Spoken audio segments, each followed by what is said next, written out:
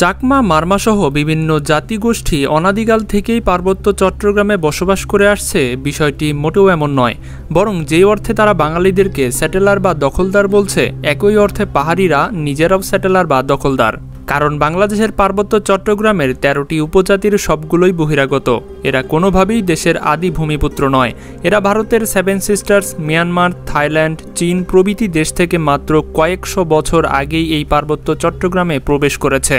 আজকের ভিডিওতে আমি আপনাদের পার্বত্য চট্টগ্রামের প্রধান কয়েকটি উপজাতির আগমনের ইতিহাস সম্পর্কে বলবো। তাহলে আর কথা না বাড়িয়ে চলুন ভিডিওটি শুরু করা যাক। চাকমা বাংলাদেশের সবচেয়ে প্রভাবশালী উপজাতি ও জনগোষ্ঠীর নাম হচ্ছে চাকমা।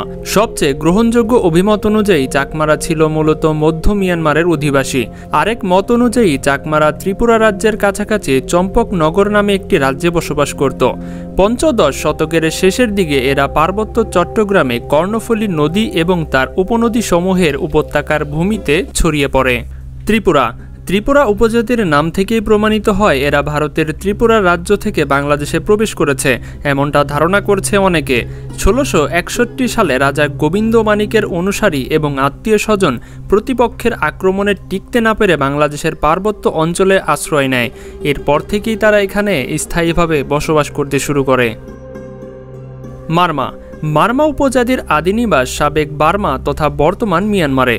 তাদের একটি অংশ ১৭৭৪ সালে আরাকান থেকে এসে চট্টগ্রাম অঞ্চলের রামু, ঈদঘর, মাতামুহুরি উপত্যকায় বসবাস করতে শুরু করে। ১৮০৪ সালে তারা পার্বত্য চট্টগ্রামের বান্দরবনে প্রবেশ করে বসতি স্থাপন করে। সুবাত চাকমা নামের এক উপজাতীয় লেখকের বইপত্র থেকে এভাবেই ইতিহাস যাচাই করে দেখা গেছে বাংলাদেশের পার্বত্য চট্টগ্রামের ১৩টি উপজাতির সবগুলোই প্রায় ভারতের সেভেন সিস্টার্স ও মিয়ানমারের আরাকান সহ বিভিন্ন জায়গা থেকে এসেছে। পার্বত্য চট্টগ্রামে বসতি স্থাপন করেছে। তাই রাষ্ট্রের মূল জনগোষ্ঠী তথা বাঙালি জাতি বিবেচনায় তারা উপজাতি বটে, কিন্তু তারা কোনোভাবেই আদিবাসী নয়, এমনটাই ধারণা করা হচ্ছে। কারণ আদিবাসী বলা হয় তাদেরকে যারা স্মরণকালের দীর্ঘ বছর ধরে কোনো জায়গায় বসবাস করে। কাজেই পাহাড়ে বসবাস করা উপজাতিরা মাত্র কয়েকশো বছর আগে এদেশে প্রবেশ করেছে, তাই তারা কোনোভাবেই আদিবাসী নয় বলে জানা যায়। অতএব পাহাড়িরা যেভাবে বাংলাদেশের বাঙালিদের স্যাটেলার বা দখলদার বলছে, সেই অর্থে তারা নিজেরাও স্যাটেলার।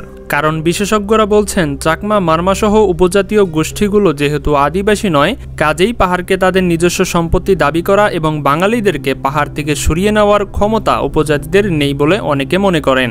বরং বাঙালিদের উপর আক্রমণ করা, পাহাড়কে স্বাধীন জুম্মল্যান্ড হিসেবে ঘোষণার চেষ্টা এবং পাহাড় থেকে সেনা প্রত্যাহারের দাবিসহ এ ধরনের কোনো কাজ পাহাড়িরা করলে তাদের রাষ্ট্রদ্রোহী হিসেবে আইনের আওতায় আনার পরামর্শ দিয়েছে বিশেষজ্ঞরা। তো বন্ধুরা, এই বিষয় সম্পর্কে আপনার কি মতামত সেটা কিন্তু অবশ্যই আমাদেরকে কমেন্টে জানাতে পারেন।